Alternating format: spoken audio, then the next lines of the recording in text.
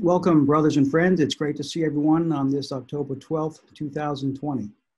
It is indeed the pleasure and the honor of the Rubicon Masonic Society to bring us together this evening for part 3 of our 8-part virtual Masonic education series, which is entitled Discovering Freemasonry.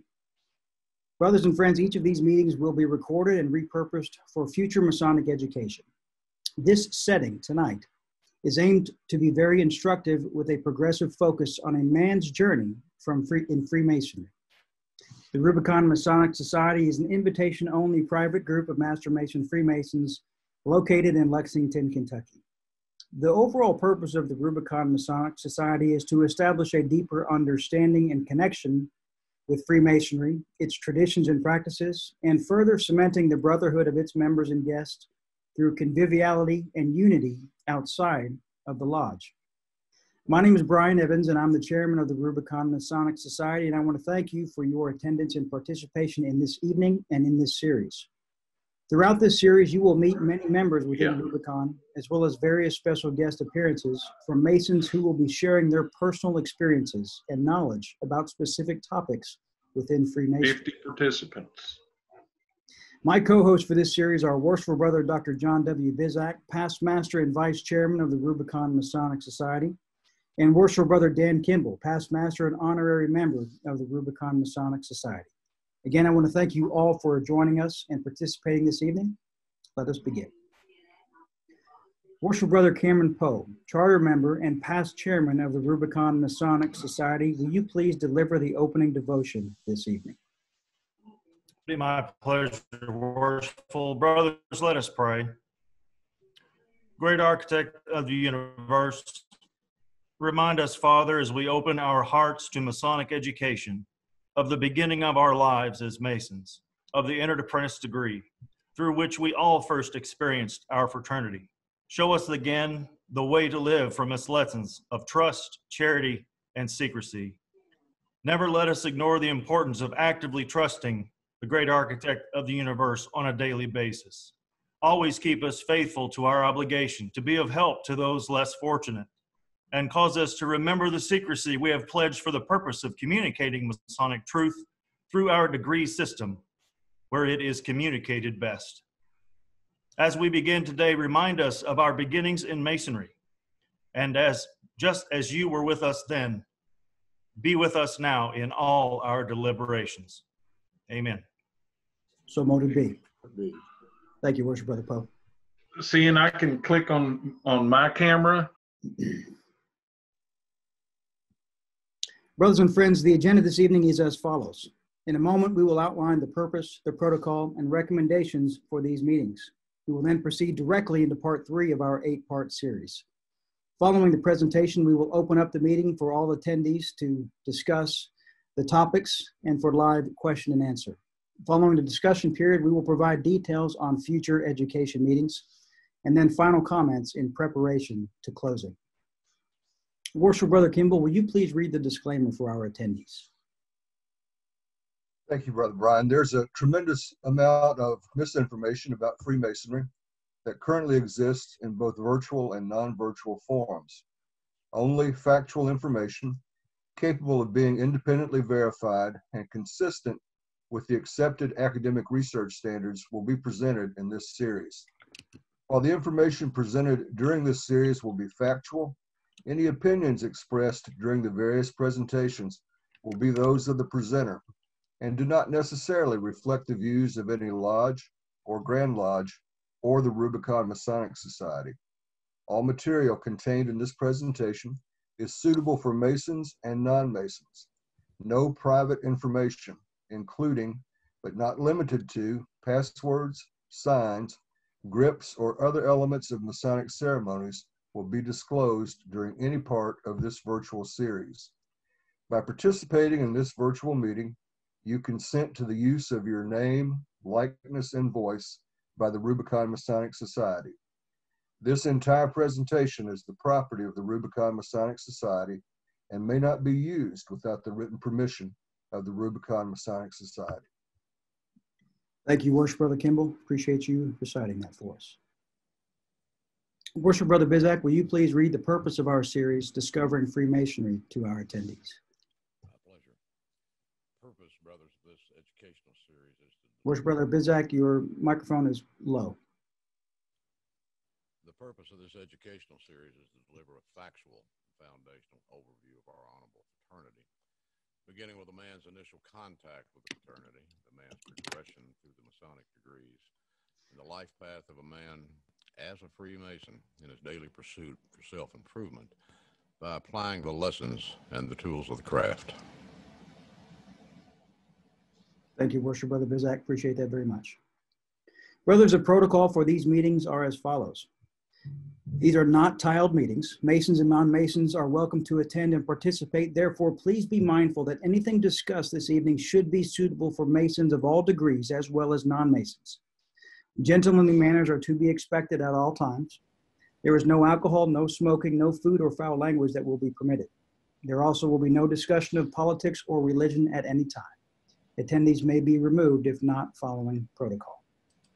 In an effort to best assure that this virtual meeting is an enjoyable experience for all attendees, we respectfully recommend and request the following. Recommended attire for these meetings are coat and tie. Please type your name, the lodge you are from, under your picture and video to identify yourself to other men. Please be patient should any technical difficulties occur. Please enable your video camera so other attendees can see you. Please reduce any background noise to keep your microphone muted when not speaking.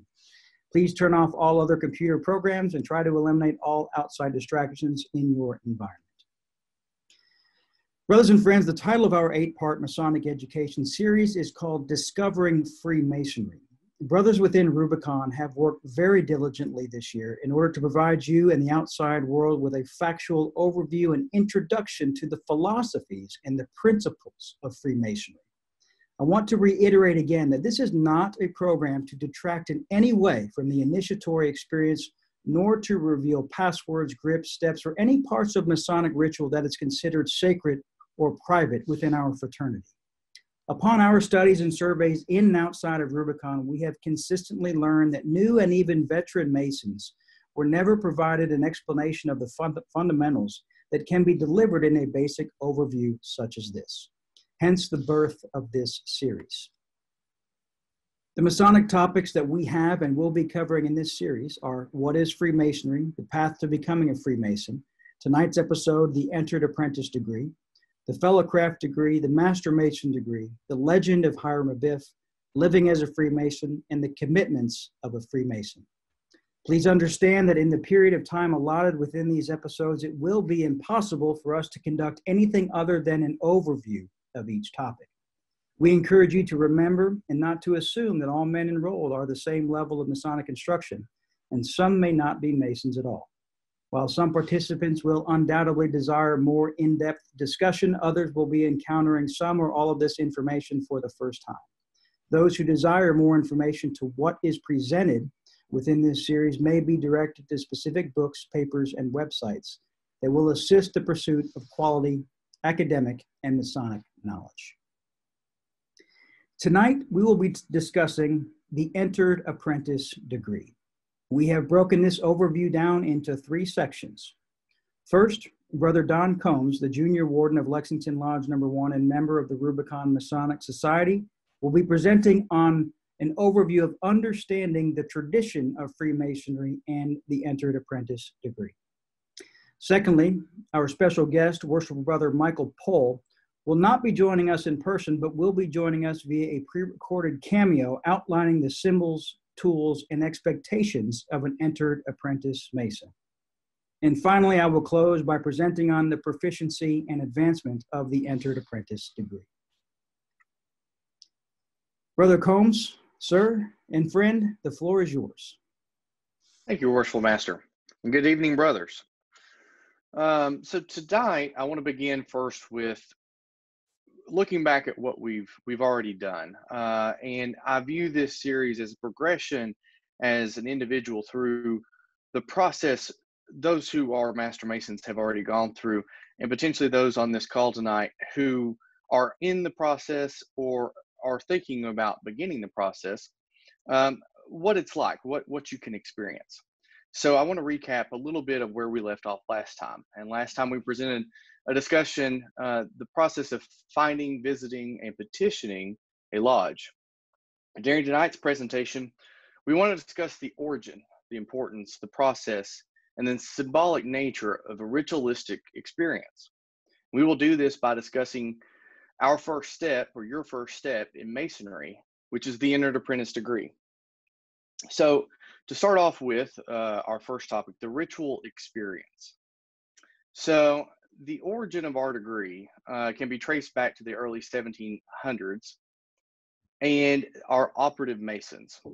And I will leave this to more informed brothers than I am to discuss really the origins of the history, but we know it goes back at least that far. The operative Masons were a group of trained men, and operative meaning those who learned the skills of Masonry and were responsible for building the cathedrals and buildings of these early time periods. Tonight, Brother Mike Pohl will discuss this a little bit more detail in our next session. Ritual in today's world brings with it the idea of secrecy, right? Mysteries, and even the unknown. While some of this is true, when it comes to Masonry, it is not so much that it is something we are trying to hide from our candidate or from the outside world, but rather we are trying to present something in a unique way. We're trying to present an ideal in the right and proper manner. And most importantly, we're trying to present these ideals with a sense of importance. The ritualistic experience is something that is actually common in our everyday lives. Each day we go through a set of rituals. It might not be called a ritual, but it is something that we do consistently for a certain reason. And I'll use myself as an example. And one thing, I'm an attorney, and when we go into the courtroom to begin any hearing or any trial or case, the judge walks in and the bailiff says, "All rise," right? It's part of that ritual of setting the stage, setting the persona of what's about to happen and the importance of what's about to happen. It also gives the authority to the judge, the respect that he or she deserves. And so that's part of a ritual. That's part of the profession, part of the experience of going to court. Church can be considered much of the same way, that it's a ritual that, regardless of what your faith may be or the experience that you have, it's still a type of ritual. And this is true for many parts of life. But as Masons, as our ritual has unfolded and unfolds each time that we present it, it's part of setting the stage, setting the importance for the candidate. The brothers also receive a benefit, but really the focus is on the candidate. So that gives us the idea of this ritualistic feeling and the meaning and the importance behind it. And it sets the stage for what's about to happen. So starting with our next section, we go into a little bit of our Masonic protocols for ritual and sincerity. So if everybody can see the PowerPoint on the left, that is not Masonry, that is Animal House. If anybody knows the classic movie Animal House, it's about a college, two rival college fraternities as they go through a situation during one semester and some of the shenanigans they pull off versus a night at, and actually I think that's our installation picture from this past year. Two distinct differences, right? Sincerity, tradition on the right, and maybe shenanigans and not so much seriousness on the left. But to begin with our first topic, you were approved by the lodge as a whole. And on your journey, right, you had to petition the lodge, and your petition had to be approved by everyone in the lodge, which means that you were accepted by all of your brothers to receive your degree and to be initiated into that lodge that you petitioned. You were contacted by the lodge, generally by the lodge secretary, that you'll be initiated on a particular night in the future by undergoing the apprentice degree.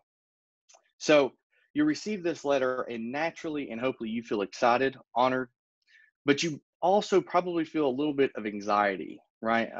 Anticipation, not necessarily fear, but I can't come up with another word off the top of my head right now, that you don't know what's about to happen. It's an unknown. Some of us might have experienced rituals in the past, like at college, like with my example on the slide, or in other groups or things that we might be involved with. And so that might put you a little bit more at ease with what might come, but you still don't know. So tonight I want to put all those fears aside and reinforce that you should be excited. There should not be any concern, and you should put the faith and trust in the members of the lodge to give you the best experience possible. You shouldn't arrive at the lodge fearing any, that you're going to be made to feel uncomfortable or embarrassed in any way. The night should be about the candidate, and that's the focus of any ritual. And there should really be no intent of a Masonic ritual that has any hazing or unacceptable practices or something that would really make the candidates feel the way they shouldn't. So if you do show up, particularly on a lodge night, or you do feel uncomfortable, I want to encourage anyone out there that isn't a Master Mason that may watch this now or in the future, that you need to let the members of the lodge know that you're uncomfortable with something, or that you have some questions that you want answered. And if the members can't help, go to the officers and so forth. That's really important, because if you're worried about something that night happening to you, you're not listening to what's going on in the ceremony that's about to unfold before you, where you can take it all in. You really should put all of that aside and resolve any issues you may have before it starts, so that you can have the best experience possible. And you shouldn't fear hazing or any other type of uncomfortable situation, because that isn't the part. It's about sincerity. It's about the importance of what's about to happen. And Brother Combs, so our next, let me interject, yeah. Brother Combs, just for a second. I think you're alluding to something else where if you have any injuries of any kind, it would be good to let brothers know. We've had brothers that have had knee injuries that are unable to kneel or stand for certain periods of time. So these are all things that's important to talk to your lodge about prior to the initiatic experience. Exactly. A great point. So going into our next topic, which is on the slide, our preparation. Again, I can only talk about our experience because mainly that's what I know. And so I want to dive into this a little bit. And we've changed this over the past couple of years at Lexington Lodge #1 to try to improve our process as to how the night unfolds for a candidate in any of the degrees, but focusing on our EA. You might have visited the lodge a few times, you filled out the petition, you voted on, but you show up the night of your initiation, and you're not really sure what you're supposed to do. So typically we're on the lookout, and we have a group of men who are in charge of the candidates that night, our guides. And we will, as soon as they enter the building, we kind of escort them to our conference room to begin the process. And we ask them, obviously to come already had a meal so that we can begin the process. And once we get everybody in the room, we have a piece of paper that explains kind of a little bit about the apprentice degree and what they're going to go through. And we ask them right then and there if they have any questions, and try to put them at ease to be ready for what's about to unfold that night. And then one at a time, we go through, we do in Lexington Lodge #1, we have what's called a reflection room. Some of you may or may not know what this is. It's typically a room where there are some symbols and some time to reflect on the experience or what you're about to undergo. And we ask them to answer a couple questions on a piece of paper and write out their answers and seal their envelope. But this is the personal time where it gives them a chance for reflection internally as the individual of what they're about to undergo, and to forget about the day's worries and focus on what's about to happen. And so they stay in a room for about 5 minutes or so, and then we take them next to the preparation room. And because of the way our lodge is set up, we have our rooms don't connect directly. And typically that night, and we also tell the candidates this before they show up, that a lot of the times members won't interact with them that night the way they typically do. So if you showed up on our lodge at any particular night just to visit, our members are typically outgoing and are going to shake your hand and have a conversation with you and ask you questions, ask how your day's going. But on the night that you're initiated, typically we discourage that activity. And there's a reason for it. And we want our candidates to know that we want you focused on the ritual and what's about to happen. And once the process starts, we don't want that to be interfered with. And so we tell them that when we're walking through the hallway, if nobody interacts with you, there's a reason for that. And your guides can answer that and we'll explain it to you. So we get to the preparation room. And most lodges have this preparation room, this room that's connected to the lodge. And here we go through a process of preparing ourselves. So we've done it from the beginning of our mental faculties preparing for what's about to happen, right? And now we're going to prepare our physical attire and what we're going to wear.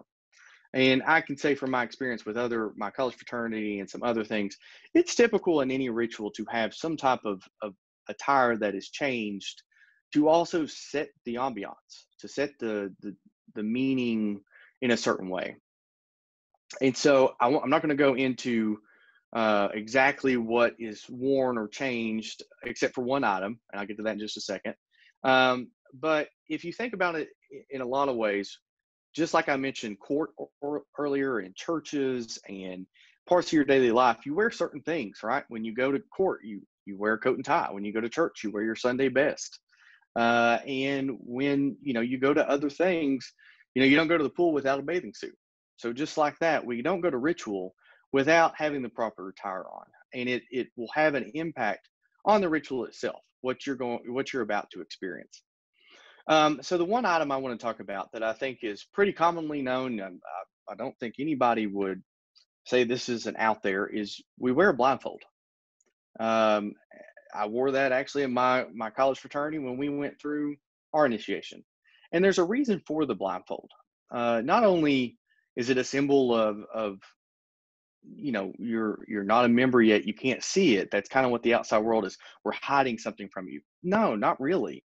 What it's a symbol of is it improves your senses, right? If you can't see, right, your sense of smell, your sense of hearing increases. You're able to see different things and sense different things that you otherwise might not focus on, right? So the other sense of that is it also makes you put your trust in a member of the lodge, right? We don't just blindfold you and say, here, walk into a room, right, where you could trip over something or something's there in front of you. It makes you put your trust in a member of the lodge, your guide, as he walks you around the room. And that's symbolic of our ritual. You're not entering this alone. You're entering it with a group of people, with your brothers, future brothers. And you should experience that trust and that feeling of, okay, if I'm going to do this, I have to accept them just like they're going to accept me. And that's also part of wearing a blindfold, is putting trust in somebody else who's going to guide you through this path. So finally, we get to the part of initiation. You have gone through the process. You're ready to begin. The lodge, the lodge is open and is ready to start the initiation. And I will tell you, at this point, before you start the process, if something doesn't feel right, if you've got a piece of clothing on, or you feel uncomfortable, or you can't breathe, or something's going on, let your guide know. Let the people know in the room. Personal experience. First night, my initiation night, they asked us to stand up to begin the process, and I realized the pants I had on were a little bit too big. They started to slide off. I could feel them, and that made me uncomfortable. And I quickly the person lifted me up. I grabbed his shoulder and said, "Hey, my pants aren't fitting right. I don't want these things to fall off." So luckily we quickly got another pair out that fit better, and I was able to change. had I not done that, I would have been worried with that the whole night, and I wouldn't have focused on what was getting ready to happen. So at any time, always feel comfortable that if something's going wrong or something, let your guide know. But so tonight, that's kind of the opening section. We're ready to begin the degree, and I think Brother Mike Pohl has a great video to discuss a little bit more about what happens during the degree and what's the degree about. So, Worshipful Master, I'll hand it back over to you. Brother Combs, thank you very much for sharing your story, especially about the pants issue. I'm going to remember that from now on. Worship Brother Bizek, our good friend and brother Michael Pohl is not able to be here this evening to talk about symbols, tools, and the expectations of an entered apprentice. As a result of a natural event that has taken place, I'll let you give a brief introduction, and then when you're through, I will share his video, which we again appreciate him taking the time to record ahead of time. Certainly, my pleasure. Brothers, for those of you who don't know Mike Pohl, he is a past master and owner of Cornerstone Book Publishers. He's a fellow and past president of the Masonic Society, fellow of the Philadelphia Society, Maine Lodge of Research, and a full member of the Texas Lodge of Research, and he's the editor-in-chief of the Masonic Journal. New York Times best-selling writer and publisher. He's a prolific writer and editor, and he's published several of his own and other Masonic and esoteric books. As time permits, he travels and speaks on the history of Freemasonry, which is a particular focus on early history of the Scottish Rite. He lives in New Orleans with his wife and 2 sons, which is the reason he's not with us tonight. His family had to evacuate because of the recent hurricane. We talked to Mike yesterday, and he and his family are safe, but they're uncertain about their home in New Orleans. So we ask that you keep Mike and his family in your prayers.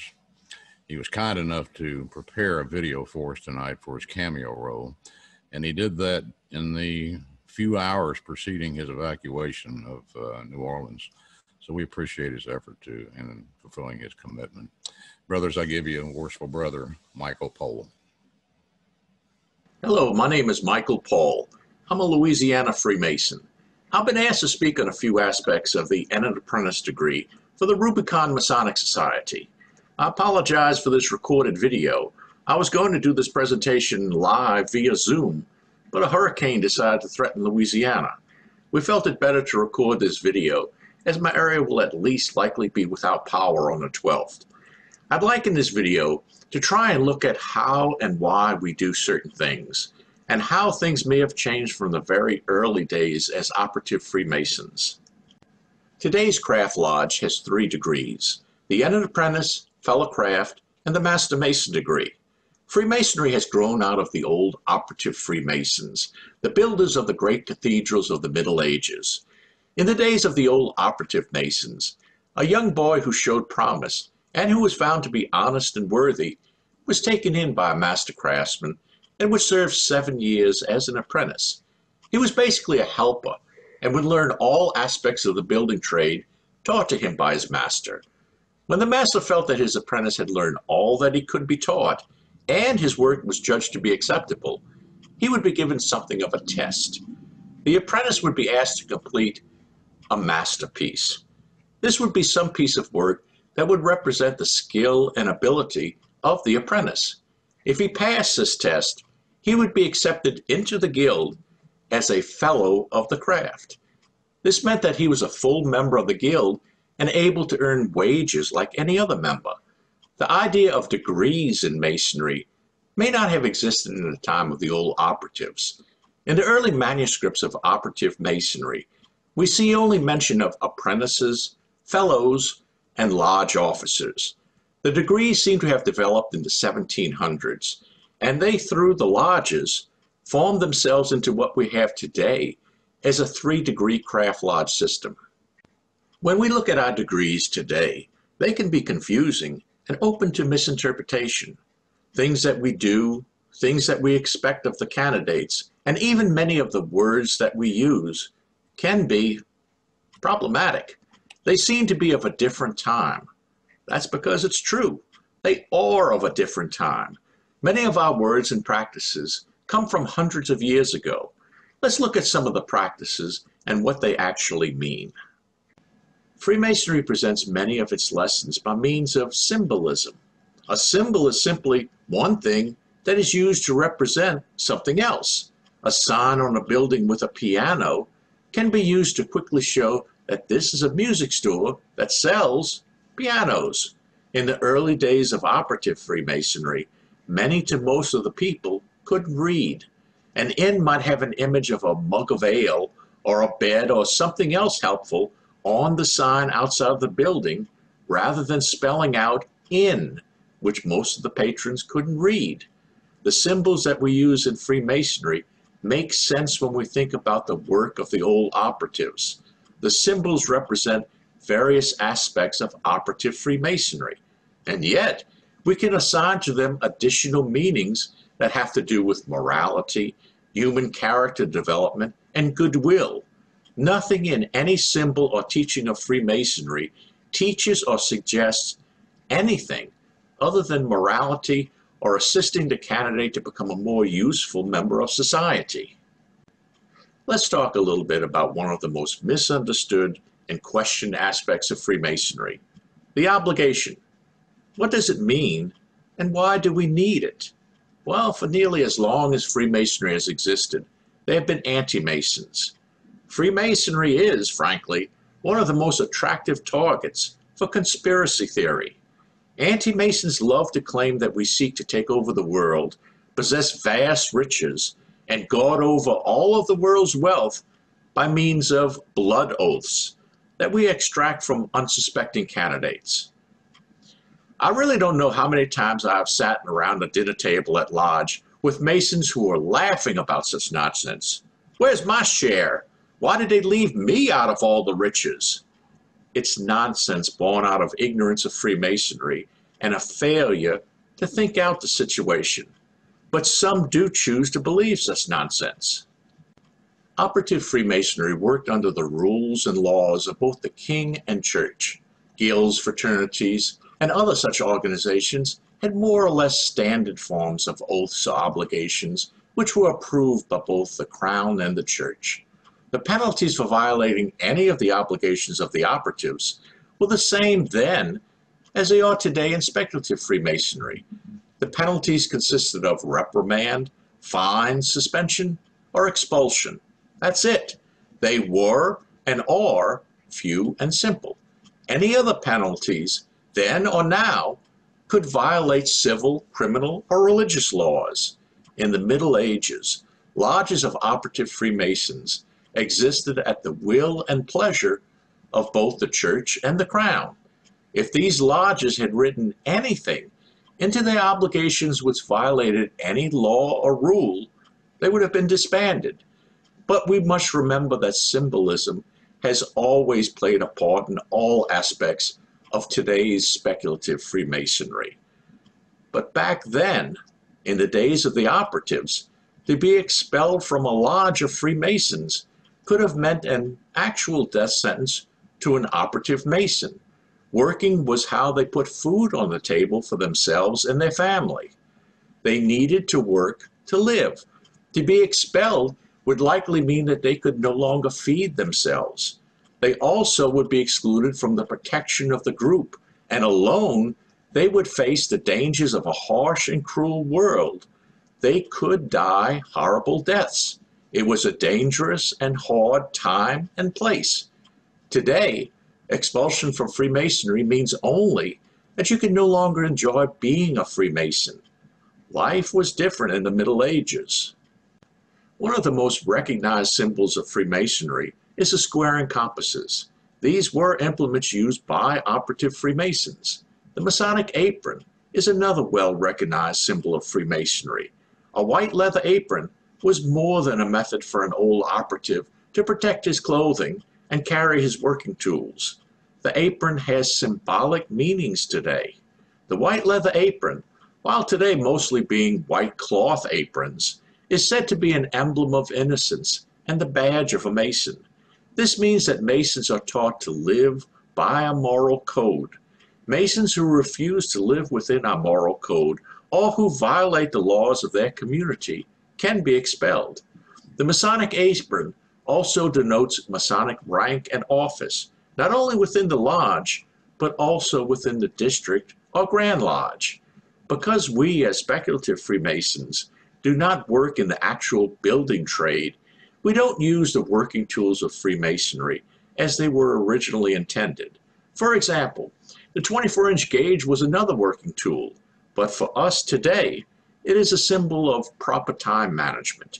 It teaches us to recognize the need to use our time on earth to the best help our fellow man and in ways that help us grow into better human beings.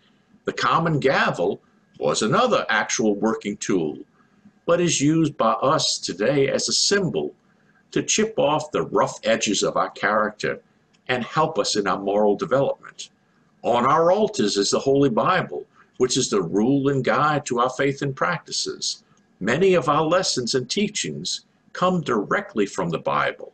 While our doors are open to worthy men from all faiths and practices, it is the symbolic lessons from within the Bible where we draw our teachings for our candidates. The square is also one of the actual working tools of the operatives. But in our speculative Freemasonry, it is one of many symbols that we use to teach moral lessons. The square is also the insignia of the office of Worshipful Master. In addition, it has also worked its way into our common language.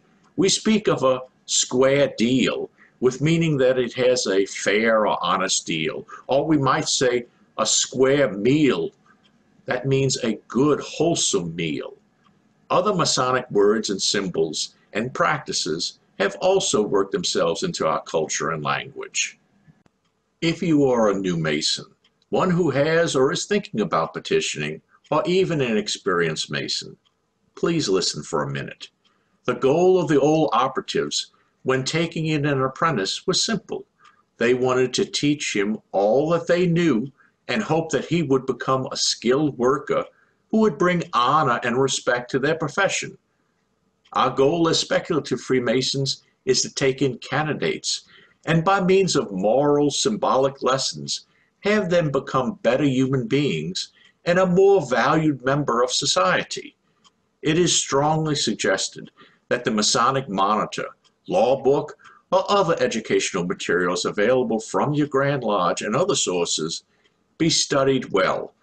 Unlike those who did not learn their work in the days of the operatives, no one will expel you from speculative Freemasonry for failing to learn anything more than the required basics.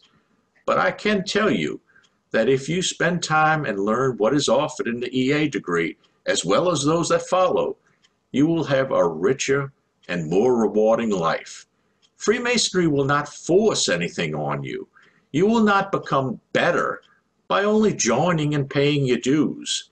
It takes work, dedication, and a desire to improve yourself. Freemasonry can open the door for you, but you will be required to walk in yourself. This concludes this presentation. I wish you all safe travels and peace on your journey through life. Thank you. Again, our appreciation very much to Worship Brother Michael Pohl, and as mentioned previously, please keep him and his family in your prayers as they have battled the recent hurricane in Louisiana. Brothers and friends, I will now be concluding this section on the Entered Apprentice degree by discussing topics within the proficiency and advancement of what it takes as an Entered Apprentice. Following the initiation and prior to advancement beyond the Entered Apprentice degree, every Brother Mason must be able to answer certain questions and reach a required level of proficiency in the work as an Entered Apprentice. The proficiency requirements will be explained in detail to every Entered Apprentice during and after their initiation, and the purpose of the requirements is to teach each candidate the language of Freemasonry relative to that degree, in this case, the Entered Apprentice degree. To fix in his memory the teachings and the structure of the degree and ritual he just went through, to impress upon him and his consciousness the different points of the obligation, and to teach the value of the ancient methods of learning, and to contemplate through symbols and working tools the value of those tools relative to the degree, which, as mentioned earlier by Worship Brother Michael Pohl, are the 24-inch gauge and the common gavel. It's important for you to understand that memorization is a very unique and important part of Freemasonry, and it doesn't end with the degrees.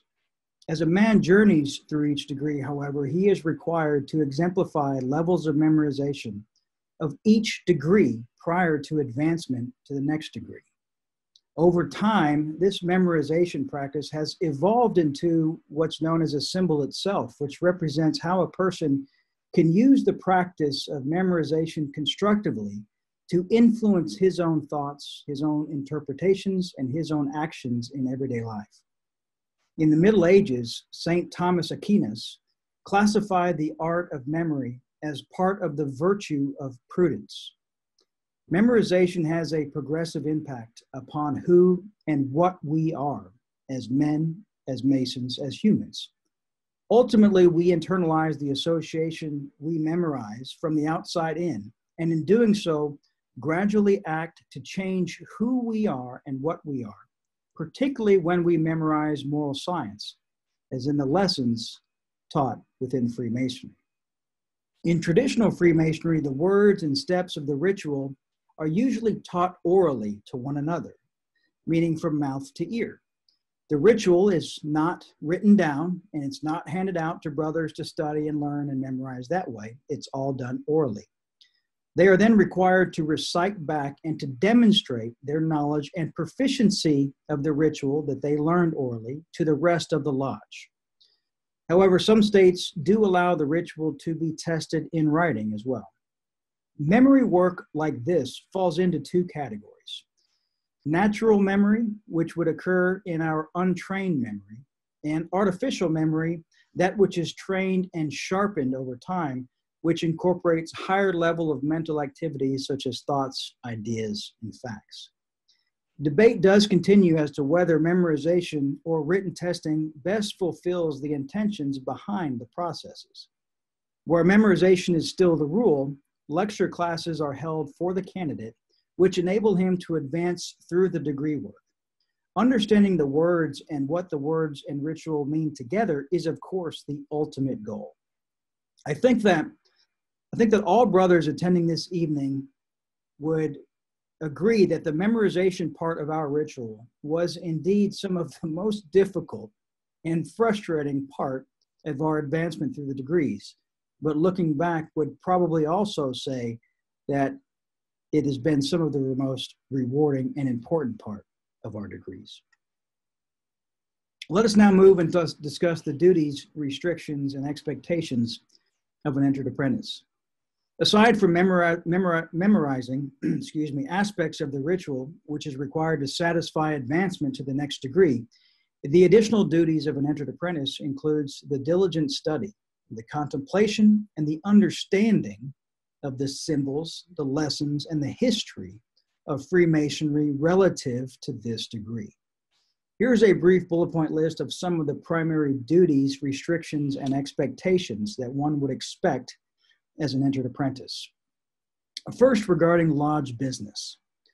Entered apprentices, although officially brothers of the fraternity, may only sit in and participate in lodge business when the lodge is opened on the entered apprentice degree and no other. In Kentucky jurisdictions, lodge business is only conducted on the Master Mason degree, and therefore neither an entered apprentice nor a fellow craft mason is allowed to attend lodge during this open lodge time. With regards to traveling and visiting other lodges, as an EA, you may, with the consent of the master, visit another lodge that is only conducting business on the entered apprentice degree, and it is recommended to be accompanied by a Master Mason who has at least sat with them in open lodge and can vouch for them as indeed a brother Mason. The entered apprentice is required to pay lodge dues as required by the lodge itself and the jurisdiction, and in most cases, these dues are very manageable from a financial perspective. When it comes to voting on lodge business, although brothers of the fraternity, the EAs may not vote in lodge business until they become a Master Mason. Unfortunately, we all have probably experienced or been to a Masonic funeral. With regards to Masonic funerals, in Kentucky jurisdictions, only Master Masons can be buried with Masonic honors, although some exceptions may be made on a case-by-case basis in some jurisdictions. Entered apprentices may not exercise any financial control over lodge funds or lodge charities or for other purposes until they become a Master Mason. With regards to symbols, entered apprentices and fellowcrafts are not yet permitted to wear any Masonic rings, lapel pins, or display any symbols of the craft, such as the square and compass. This right is only available to Master Masons who have gone through all 3 degrees. An entered apprentice cannot hold office, nor is he entitled to organize any Masonic charity, but this does not bar him from receiving assistance from a Master Mason or any Brother Mason as an individual. Ultimately, the entered apprentice degree is really about mentorship, and the entered apprentice should expect to be mentored and instructed in his work and in his matters pertaining to his degree. Masonic rights. If unfortunately charged by another brother with violating a Masonic obligation of the entered apprentice degree, the entered apprentice is still entitled to a Masonic trial and does have Masonic rights. The entered apprentice is encouraged to apply for advancement, of course, to the 2nd degree and 3rd degree of Freemasonry, the 2nd degree being fellowcraft, and when proficient in the entered apprentice degree and proven his proficiency in front of the lodge, is at that time when he could pursue the 2nd degree of fellowcraft. If there ever is a situation when an entered apprentice needs to or wants to transfer lodges, it would require approval of both lodges. He may not receive the degrees of craft masonry elsewhere without the consent of his current lodge. And finally, when it comes to modes of recognition, most people know that Freemasons have passwords and grips. The entered apprentice does have his own passwords and grips, which allows him to prove his recognition as a Brother Master Mason in the EA degree. Ultimately, prior to advancement to the fellowcraft degree, every Mason must be able to answer certain questions and reach a required level of proficiency in the work of that degree. The proficiency requirements will be explained in detail at each lodge, and it may vary slightly based on each lodge and jurisdiction. However, the purpose and the requirement is to teach each candidate the language of Freemasonry and fix in his memory the teachings and structures of the entered apprentice degree. Here is some advice for an entered apprentice Mason. As an entered apprentice, it is very important to understand and accept the fact that learning the values of the EA degree does not ever stop after you're passed to the next degree. Learning the lessons of Freemasonry is a lifelong commitment. And even if we study these lessons every day of our life, it is still important to accept the fact that we will never, ever finish our education. Throughout a lifetime, we gain knowledge from study, experience, and being taught by others, and we are thus provided with intellectual, moral, and social instruction. An African proverb tells us that not to know is bad, but not to wish to know is much worse. Former British Prime Minister Benjamin Disraeli said, "To be conscious that you are ignorant is a great step towards knowledge." And our very own worshipful brother Bizak once said in Open Lodge that the only way to attain truth is to be open to the possibility that we are not right about anything. And in doing so, we remain open to the truth. Brothers and friends, when we join an organization, a business, or association, it is natural that we should find out as much information as possible about that organization. The Masonic Studies program within the EA and subsequent degrees at Lexington Lodge No. 1 does not exist to make scholars out of Masons, but rather to make Masons out of our members. A Mason is not one who has learned the ritual by heart. A Mason is one who is familiar with the ritual and understands the nature and origins of our symbols, studies the meaning of our ceremonies, and appreciates the practice of the teaching of our mysteries and traditions within his heart. The teachings of Freemasonry are veiled in allegory and illustrated by symbols. An allegory is a story with a lesson or a metaphor that helps to exemplify conduct on the parts of its principal characters. The biblical parables are perhaps the most familiar examples of understanding the value of an allegory. A symbol is a visible or graphic representation of an object or thing to convey a certain concept or idea. Symbols are very powerful because of what they mean and how deep they can be interpreted by others in order to engage thought or provide lessons to our brothers. It is not the purpose of Freemasonry to teach the meaning of symbols, but rather the sole purpose of symbolism within our fraternity is to help teach Freemasonry.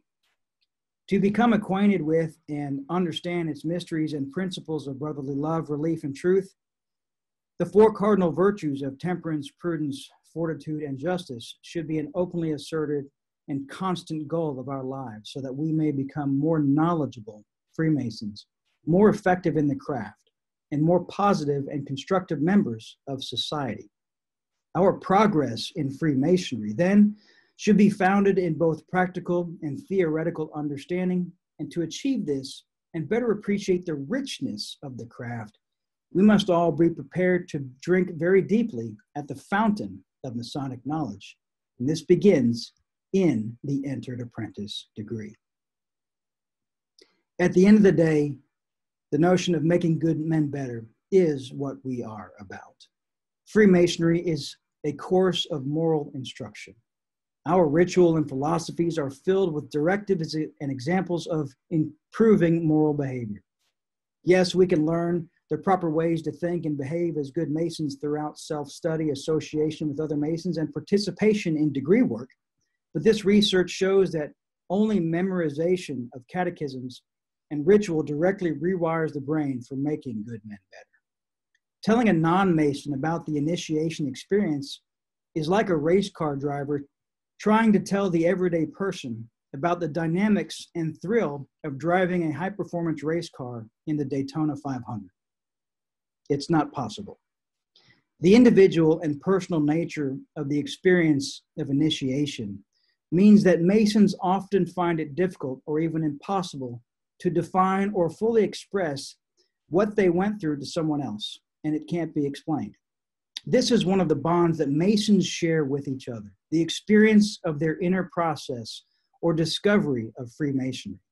The memory work required of Masons simply reinforces that experience. Brothers and friends, in conclusion to this overview of the entered apprentice degree, and before we open it up for question and answer and discussion, I would like to say that for any non-Masons that may still be saying to themselves, well, thank you for the overview and the recap of this degree, but you're still withholding details. And all I really want to know is why and what is the real reason for such privacy and apparent secrecy in your fraternity? So therefore, if you're a non-Mason or a Mason asking yourself this question, then look no further, because here is the honest answer that you have been looking for. The answer is very simple. You are correct that details have been left out, and details will always be left out by Masons when talking about Freemasonry to the outside world, for the primary reason that our ritual is one of the backbones of our fraternity. We don't want to spoil the experience of this beautiful celebration for our candidates. Just like it is better to read a book or watch a movie and experience the surprise ending for yourself rather than hearing it from someone else, such is also true for Freemasonry.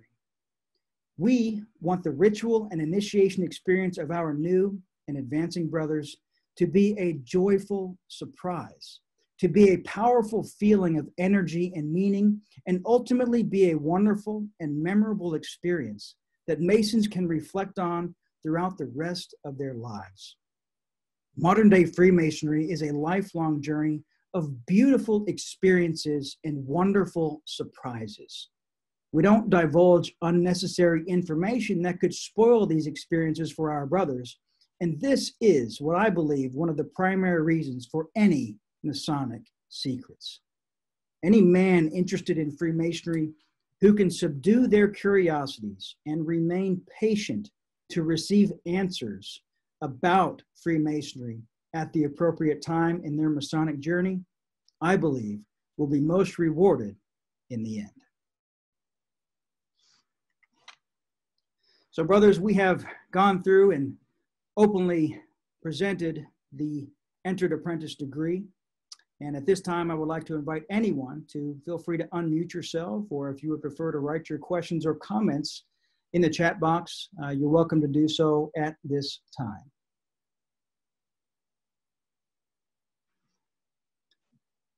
John Cameron, past master, feel free to go ahead and unmute yourself, sir, and you're welcome to speak. Worshipful Master Evans, thank you very much. At the very beginning, and I must confess, I thought this was just going to be a repetition of what I've heard for the last 25 years, but you folks have added a bit of a unique twist. But I'd like to, if I may, preface my question with a bit of a preamble. And I'll make reference as well, Brother Kimball, in the Lexington Lodge #1 educational series, raised a question that started me to think.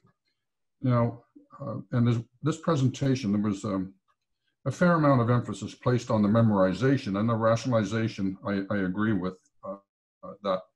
The operative Masons were illiterate. They couldn't read or write, so the memorization was required for them to acquire the knowledge. So William Shaw in the Shaw Statutes, I think it was around 1598, laid out procedural or operational instructions on how an operative lodge should run, but he also added memorization and the need for memorization, and they had a system of fines, but that's a whole other story. But we have stated here, in fact, on this presentation, that at some point in time, the Mason, to be able to exemplify his skill, would have to take the chisel and hammer in hand and create a masterpiece. I believe we have focused more on the art of memorization as proof of proficiency than we have of asking the candidate to create a masterpiece, pick up the chisel and hammer. So Brother Kimball, if you may recall, you asked a question about a possible candidate who may not have the skills for memorization. You know, he could be dyslexic or has some other learning ability, but he's an upright and moral man. Do you recall that that at some point in time, Brother Kimball, you raised that question, and which was an intriguing question. I contend that we're falling just a little short, and forgive me, I just wasn't meant to be a lecturer. The question is, how can we have create an opportunity for the candidate, or not the candidate, but the initiate, to take his chisel and hammer in hand and create his masterpiece? How do we test his proficiency at applying the moral lessons that he's learned in his life? What we've done is used his ability to memorize as a proxy, and that doesn't mean or show that or demonstrate that he's learned anything other than he's able to memorize. So Brother Kimball, I think that's what you were getting at in your question a couple of months ago. So how do we do that? Now, I've been thinking about this the last little while, and I'm not a lawyer, but Brother Combs, you are. I don't know if this is violating civil rights or not, but I would like to be able to ask the initiate, or not the initiate, but the candidate, forgive me, initiate. Can you tell me in the past couple of months where you have applied the lessons that you have been exposed to in Freemasonry in your life? How do we elicit that demonstrable evidence that not only has he memorized it, but he's understood it and he's applied it? I don't know if that's a fair question or not, but I think we may be missing the mark. Brother John, I think that's a good question, and I think it'd be nice to hear Worship Brother Kimball, what your response might be, and anyone else that might offer some feedback to that question. I think it's a good question. Worshipful Brother Cameron, thank you for that question, and I think it's an incredibly fair question, and without dwelling on negatives, I think it's an area where I think you have identified that we fall short.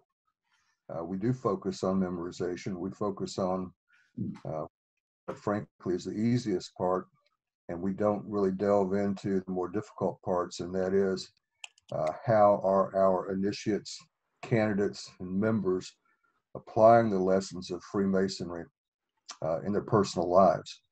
I think there are lodges, and there may be men here tonight who are members of those lodges who in their proficiency process ask their initiates to keep journals, to record the ways that they have applied the lessons of the working tools. In the instance of the entered apprentice degree, how have you applied the lessons of time management in your life? And in the with respect to the common gavel, what have you identified in your life that is superfluous? And I think that is the step that we take towards having our initiates, candidates, and members actually begin to create their masterpiece. Obviously, it is a process that's going to take a lot of time. It's a process that will go beyond the process of receiving the degrees. But that may be at the end of the day what we're really here for, and that is to create our masterpiece. And I might also add, and I can only speak for my lodge experience and my Masonic experience, that a very large part of what happens in our lodge after the initiation is not just memorization, but also instruction, education specific to that degree. So in our lodge, we have an education committee, as well as instructors that candidates are assigned with, or new brothers are assigned with, and they go through an actual booklet that we have prepared and has multiple versions and continues to grow and expand throughout the progression of each degree. So the entered apprentice will get his own entered apprentice guidebook. Our instructors have their own guidebook to help essentially teach or instruct specifics of that degree. So that way some of our brothers who maybe have never taught before could basically pick up the teacher book to the student book and proceed accordingly. And we have that for every single degree. And there's been multiple versions. Worship Brother Poe and Worship Brother Bizak, you probably could offer some more insights since the two of you began that plan. But that's, I would say, a big part of it is not just memorization, but everything else that goes along with it. I'd like to say one other thing about John's comment. John, I'm not sure how it is in Nova Scotia.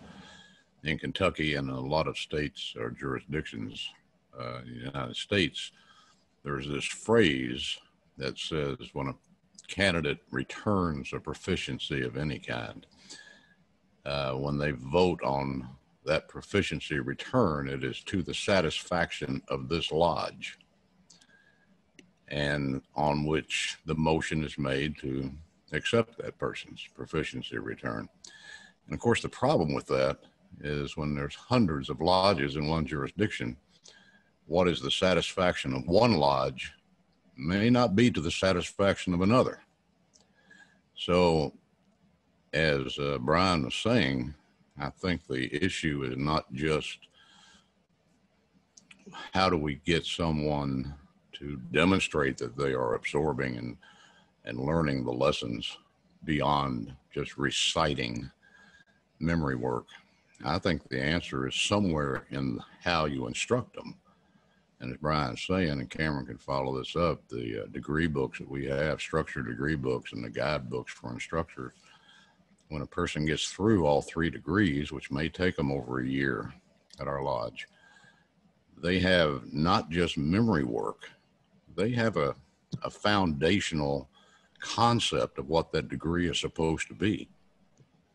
Now, whether they apply it, still, we don't have any way to answer that question except by them coming to lodge, participating, becoming engaged, and seeing if they unfold as we hope that they will as Freemasons. So it doesn't completely answer your question, but I think it's twofold.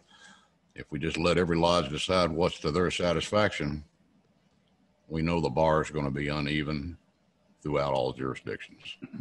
So we don't have any way of holding anyone's feet to the fire, as it were, or to have any uniformity in what they know and what they learn other than reciting back what they've memorized.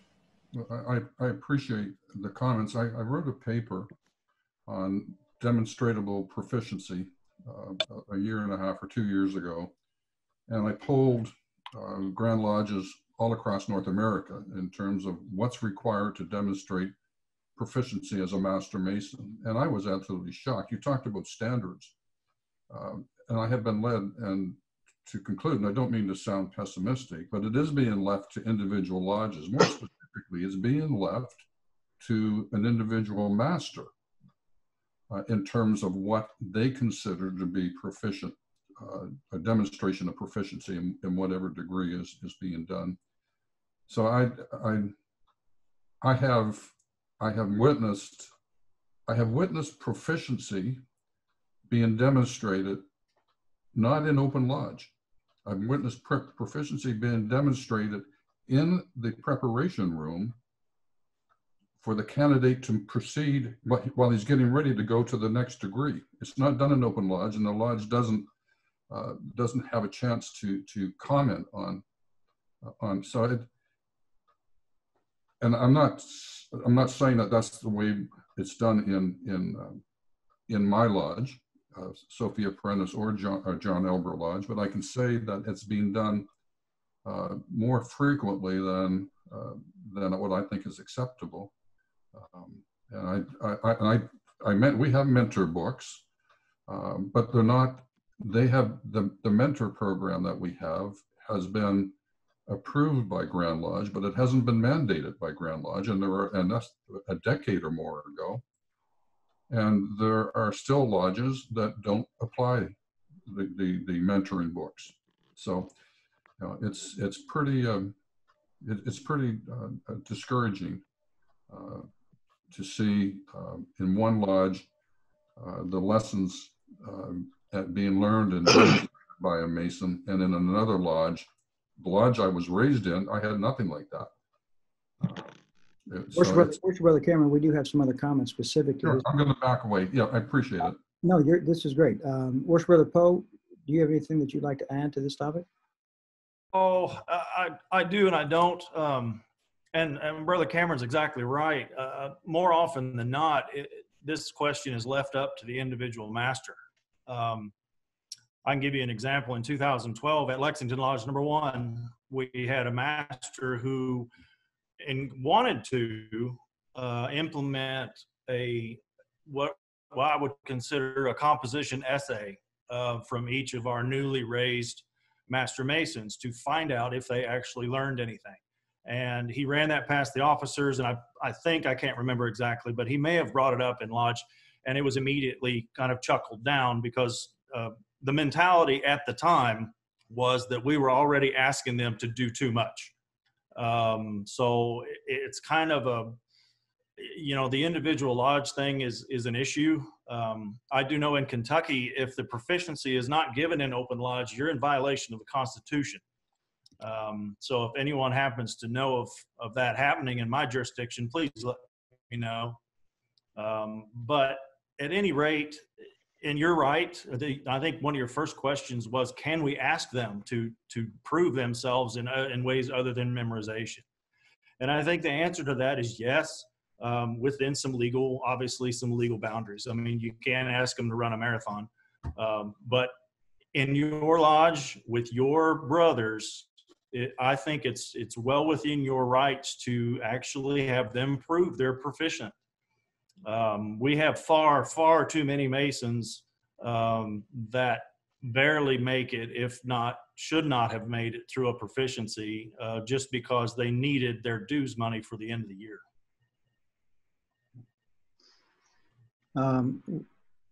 Thank you, Worship Brother Poe. Brother Combs, you had something that you'd like to add, and then we have Worship Brother Gerald Smith after that. Okay.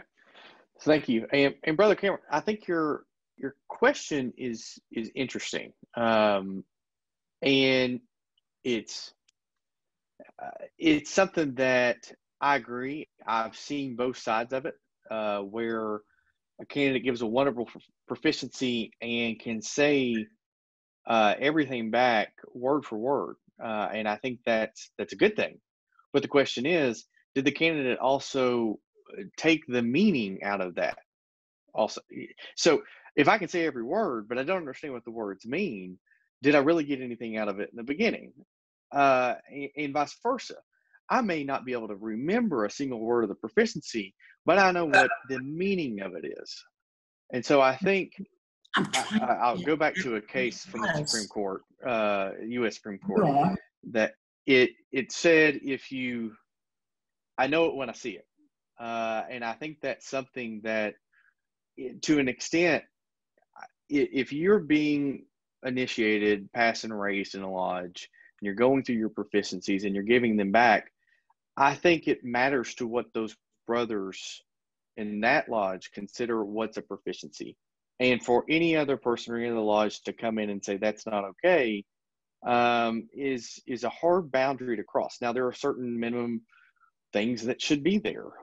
What consists of that proficiency? What all should be included in a proficiency? And I've seen a lot of different things added or taken away in different lodges, but it's a hard place to come in and say, here's what has to be there.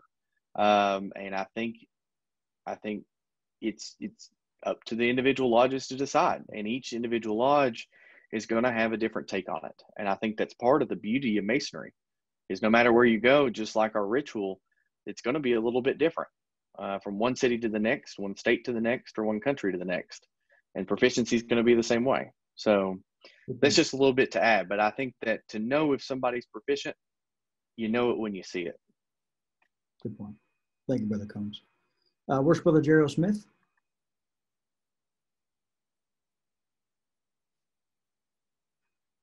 Brother, I'm going to unmute you. Oh, I got to admit.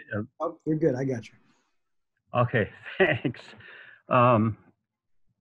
At my lodge at South Pasadena in Southern California, we make it very clear during the process of determining who we will let in, that they understand that coming to this lodge is going to ask of them much more than would be required. And if they want to do things in a minimal way, we can find them lodges that will do it that way. We've also instituted a thing of getting 4 or 5 at least entered apprentices to take their degrees before any of them move on to the next degree. And between those degrees, we have a series of 4 classes they have to go to. And so we have discussion groups about the meanings of the symbols and so on. We also introduce meditation and how to do it and what its value is. And we, in terms of getting the idea that you have understood what's going on, each candidate, after they've proved proficient in the way of the memorization, and we highly encourage what are called full form of proficiencies, not just your obligation and the signs and grips and so on, but you are required to give a 5 to 10 minute talk on what you feel like you have learned and what application you can see from the symbols of the degree that you've just had. And that has been a very successful thing. We use those reports as our Masonic education that we're supposed to have at every meeting. And that's the way we do it. And it's always the master can change anything that they want. They're czars in our system as well as almost everybody's. But if you develop that culture in the lodge and the people that you're bringing into the lodge are coming into it with that idea of the way things work. It's been perpetuating pretty strongly now for about 5 or 6 years. Thank you. Thank you, Worship Brother. Brother Bruce Steinhard, you do not have to make yourself seen unless you would like to, but I know you had a comment you'd like to make. Feel free.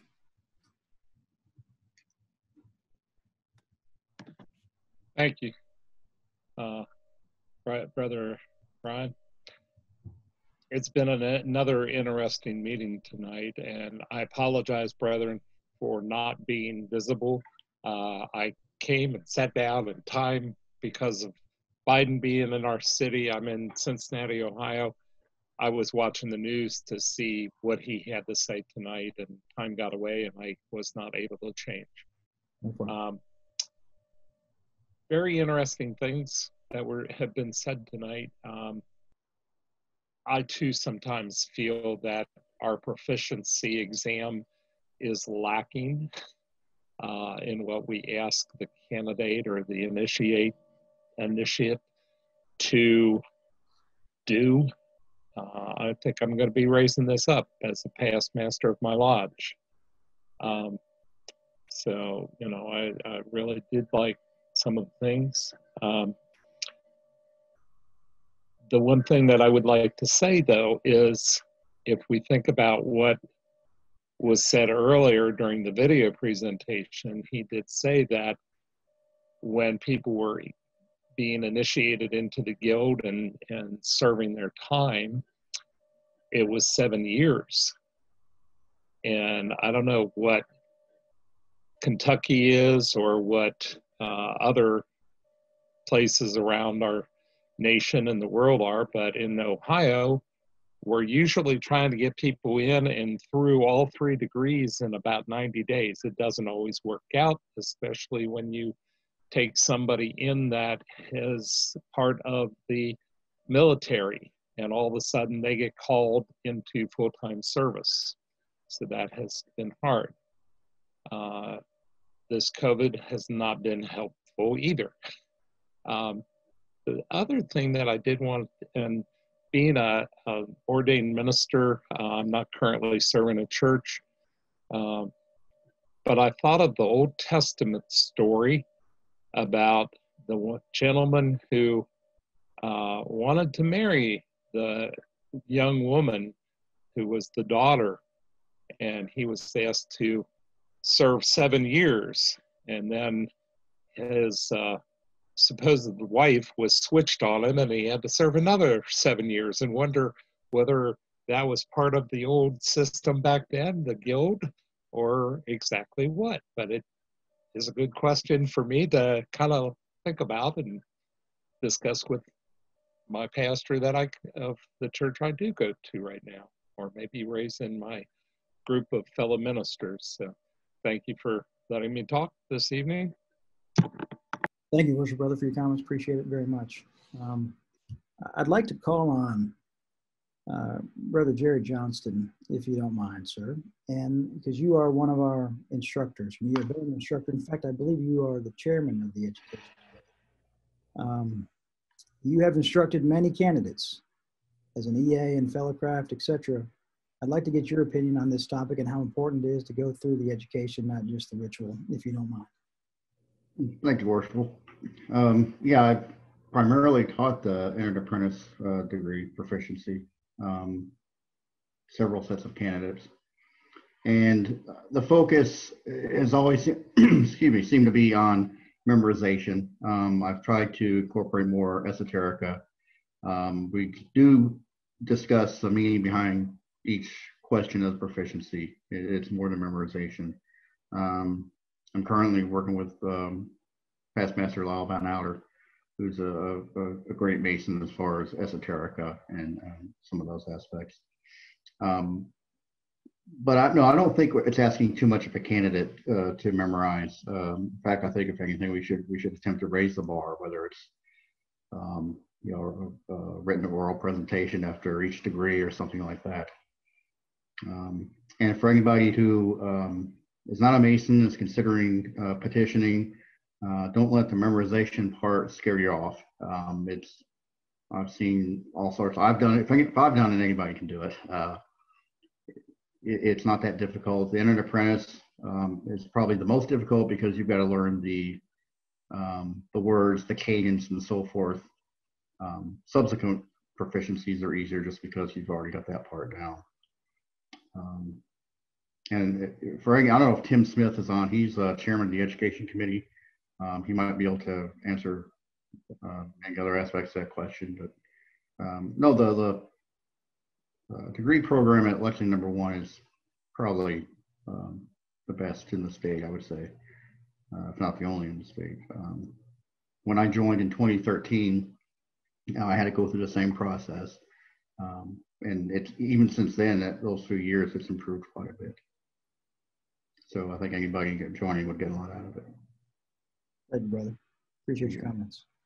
I'd be curious to just kind of open it up for discussion with another question. To any brothers out there who are reflecting back on their entered apprentice initiation, is there anything else that stood out to you or that you thoroughly enjoy that might be a recommendation to other lodges? Obviously, within the scope of proper discussion, of course.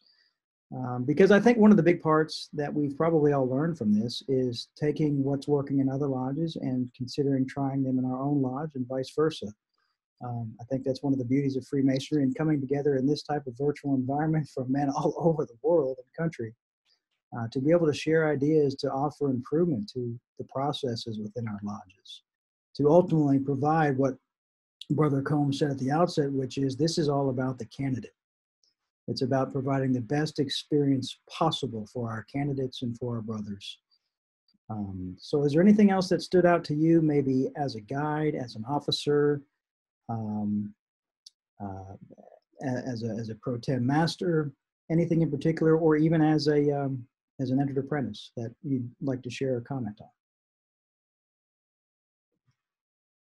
And while we're waiting for comments, if they do come up, I would just like to add food for thought that the officers of our lodge who prepare for each degree spend a tremendous amount of time preparing to make sure that our degrees are hopefully as flawless as they possibly can be.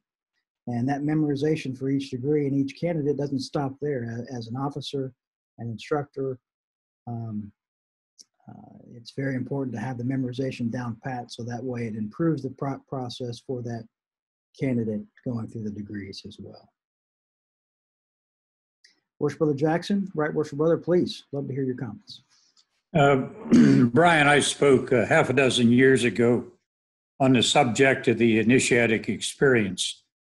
In my opinion, and in the 57, 58 years now that I've been in Freemasonry, I've developed the opinion that the two most important rituals that is conferred in Freemasonry, number one is the entered apprentice degree, because you can make a man or destroy him as his interest in Freemasonry by doing a good job or by having done as a poor job. When I was entered, I was so impressed with the master's ability to recite that ritual to me that I came out thinking I could never do this. And in Freemasonry's goal to make a good man better, I'm not saying I was necessarily a good man, but there is no question that what I learned in Freemasonry made me better. And the learning of the rituals and the conferral of degrees certainly made me far better than I was when I went into Freemasonry. I watched men go through the chairs who had very, very little abilities in memorization when they went into the chairs. But when they came out, they were a far more qualified individual than they were when they went in. And on the subject of what the operative Masons required after 7 years as apprentice to present a masterpiece, looking at it esoterically and Masonically, would it not be well to assume that the goal of Freemasonry in making the masterpiece is to be making the man? And his presenting of the masterpiece is presenting himself to the master when his term on life is finished. I would like to think that the goal of Freemasonry is the continual improvement of each individual man. And the masterpiece at the end of that, his term in life, is the masterpiece that was the goal of Freemasonry. Thank you. And again, congratulations on what you're doing. Thank you very much, Right Worshipful Jackson. Your words are always extremely wise, and we appreciate your comments and attendance as usual. Any other comments? Worship Brother Easton, please feel free. Just one comment. You were talking about the initiatic experience overall, and what different ones of us had experienced when we've been through ourselves or have witnessed. And I noticed for a long time on this side of the state anyway, and it's just a general comment, but I think we're not the only ones that were guilty of this. There was a disturbing trend to basically, if we say that we're a peculiar system of morality veiled in allegory and illustrated by symbols, well, if we never present those symbols, I really don't know what we're doing. And for a long time, many, many lodges that I had visited all over the state, my own included, were in the habit of conferring the first section of the entered apprentice degree, and that was it. The fellowcraft would usually be done with the staircase lecture, and even less frequently, the symbols were the symbols offered of the Master Mason degree and the lectures at the end of those. I'd just like to point out that it's my humble opinion that those lectures are, contain a good chunk of the meat of what it is that we're trying to give these candidates for education, for their own pondering, for their own meditation, and to try to figure out what they mean. And when they're not given to them, it's you dress them up, and drag them around the room a couple times, and they really don't know what happened. So just an observation. Very good point. Thank you, Worship Brother, very much. And I know, speaking of the three sections, the second section being the EA charge and the third section being the slide lecture, Worship Brother Poe, if I remember correctly, don't you have the old slides, or didn't we have those one time that you came and showed our lodge on how they used to be projected? Oh, we still have them. You know what I'm saying? Yeah, we actually had the old glass slides from that section digitized and reworked, so we can use them in a PowerPoint now. It's the same slides they use as far back as certainly as anyone can remember. So yeah, they're absolutely out there. You just got to look in your closet of your lodge. You might find some real jewels. We found ours, and we found the projector actually. It had asbestos lining in it. Yeah, Worshipful, our slides are in the safe for the EA and the Master Mason. Okay, good. Thank you. Brother Brian, if somebody is looking for those, I think some of our members of Kill Winning 356 in Cincinnati, Ohio, copied those so that we could use them at some time. And somewhere around the Cincinnati Masonic Center are some of the old lantern projectors that were used. And I know we've got a few of those old type projectors somewhere. So it's interesting to see those type of things occasionally. Indeed, indeed. Brothers, the hour is getting late, but I would like to call on our very own EA, David Crickard, who provided an excellent video cameo for us last meeting. I know he has something very wise to say. Perhaps not as wise as Worship Brother Jackson yet, but perhaps one day. David, the floor is yours. I wasn't really ready, but let's go ahead and try this. Okay. So, EA degree. What is the EA degree meant to you, and what advice would you give to EA candidates or brothers? Oh, okay. That's easier. So I've really enjoyed it. My teachers or my instructors, Brother Jerry and Brother Lyle, outstanding. They very patient. And, Jerry was saying, if he can learn it, anybody can learn it. Well, I need to say that for me. If I can learn it, anybody can learn it. But they're really good instructors. And it's really enjoyable. You learn a whole lot about the ritual itself. And the comments earlier about, I would say, showing them, like giving back something that shows what you've learned. Well, it seems to me when you do your obligation and lodge in front of all your brothers, you're presenting a masterpiece to the master. Because everything else, to me, what I'm learning in the classes is the meaning behind everything that happened during the ritual itself, which is the ritual. You go through it and you're like, wow, that's pretty cool. Then when you start learning about what you experienced and so many different things that were experienced, it becomes even more enlightening. And then it makes you start thinking more about the symbology of something. And then you start talking about that in the class. And then Lyle will be like, oh, you got to wait till you become a fellow craft, or you got to be a Master Mason before I can talk to you about that. Which is always like, come on, man. He's like, no, you got to wait. It'll blow your mind. So it's always good. It's fun to sit there and listen and have conversations and learn. It's, the first, 10, 20 classes, yeah, you're doing the memorization work. But then, you ask questions like, well, what does that mean? Why do they say it that way? And then it gives Jerry and Lyle an opportunity to make something up. And no, they answer it as best as they can, and it just gives you stuff to think. So my experience as an entered apprentice is great. I'm ready to move on, but we'll get there. Class of COVID class of 2019 and 2020. Yeah. Well, we've got you on the docket. You'll be all set. I know. Thank you for your comments. And I think Brother Van Outer would probably say that each degree is a gift, and wait till Christmas Day to open the gift, so to speak. So we don't want to spoil the surprise. We'll take one or two final questions before we move on. Brother Chris Enders, feel free.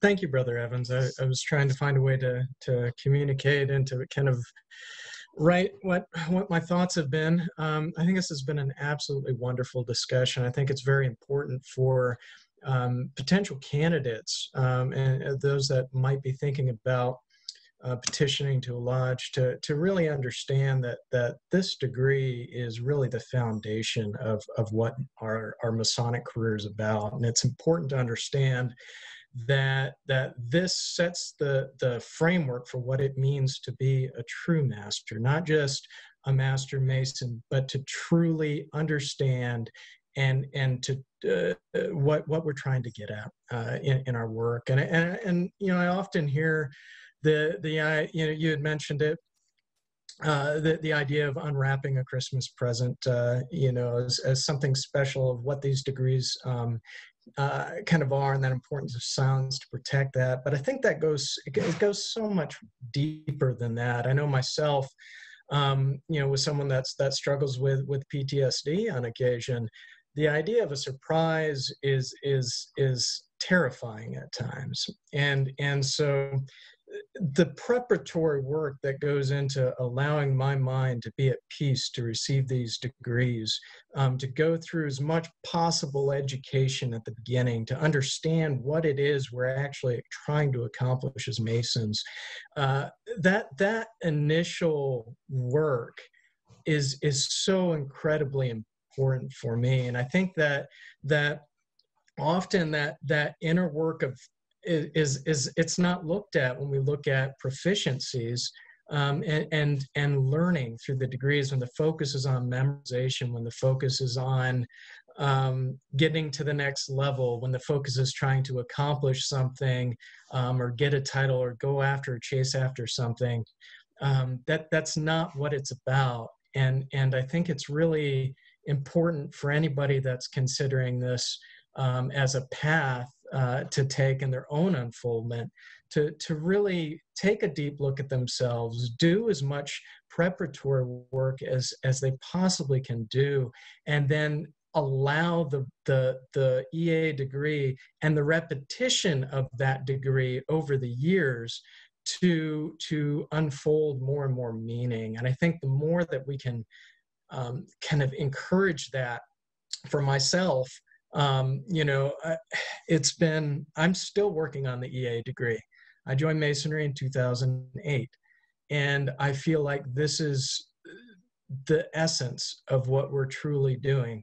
And I think it's so important, and I just wanted to put that out there, and thank you, Brother Evans, as well as everybody there at the Rubicon Society for putting these talks together. This is an incredible experience, and I think there's a lot of value for everybody involved. Thank you. Brother Anders, thank you for your perspective and your comments. Excellent perspective, actually. Really, really good perspective. Thank you. Brothers, not to close things out too early, if you all want to speak. So I would like to offer the floor for any final comments at this time to anything discussed regarding the EA degree.